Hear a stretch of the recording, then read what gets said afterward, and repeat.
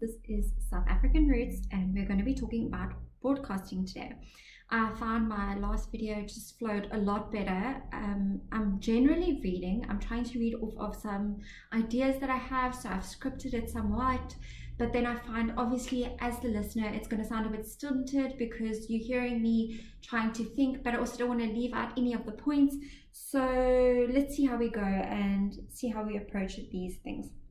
So let's talk about broadcasting.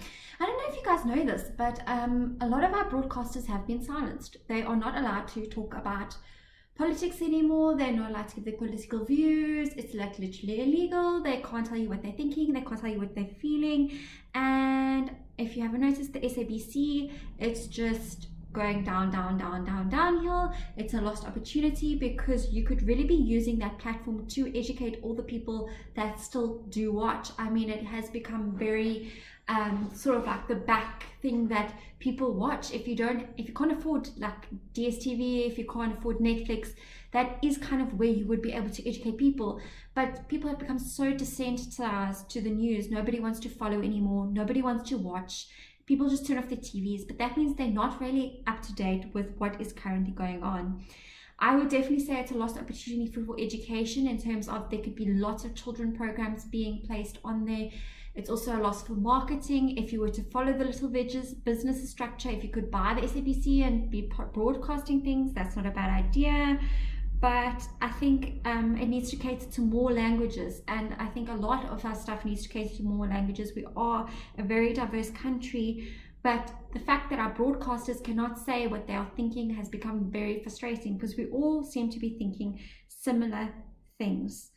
I think we all want our messages to get out there, and we just can't. And obviously YouTube is the channel and the platform to be doing this, but I think if anyone was to need to market something, YouTube's a good way to go, and maybe even ads on YouTube. Yeah, I think just for general population information, I think that would be a good way to go. Okay, let me see if there's another topic I can discuss with you today. Going through all my goodies. Yes, okay.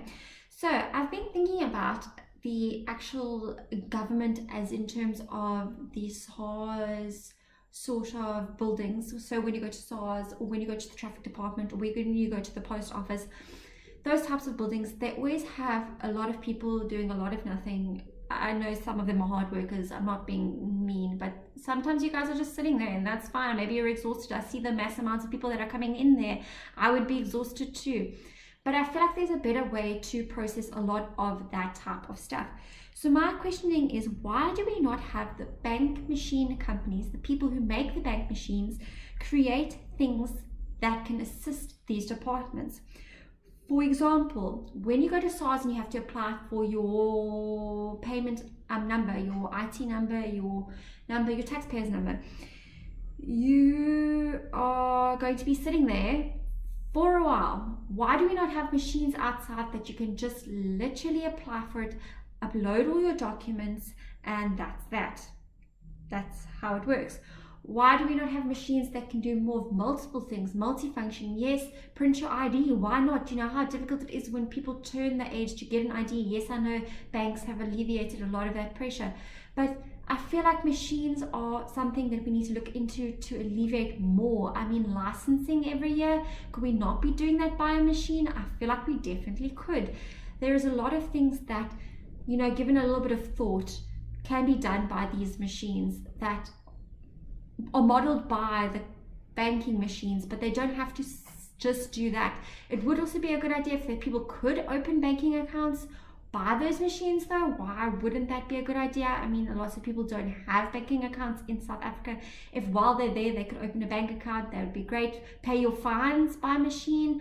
It's just more access for people to get to things that they're going to need to do going forward, and I think it's a good idea, so I'm sharing it. Okay, bye guys. Thanks for watching.